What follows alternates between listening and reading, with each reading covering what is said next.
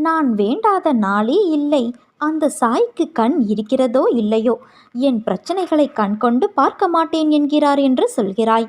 இதிலிருந்து பிரார்த்திக்கும் எல்லோருடைய கோரிக்கைகளும் நிறைவேறுவது இல்லை என்பது தெரிகிறது. நான் அந்தர்யாமியாய் அனைவரின் மனதிலும் இருப்பவன் என்கிற போது உன் குடும்பத்தில் மட்டும் பிரச்சனை ஏன்? உன் பிரார்த்தனைகள் ஏன் நிறைவேறுவது இல்லை?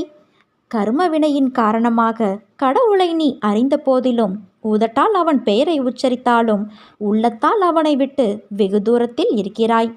பொய், பொறாமை, வஞ்சனை, அவநம்பிக்கை, சந்தேகம் என எதிர்மறையான எண்ணங்கள் உன் உள்ளத்தை மொய்த்து கொண்டு இருக்க, தூய்மையற்ற இதயத்தோடு என்னை நோக்கி நீ கூப்பிடுகிறாய்.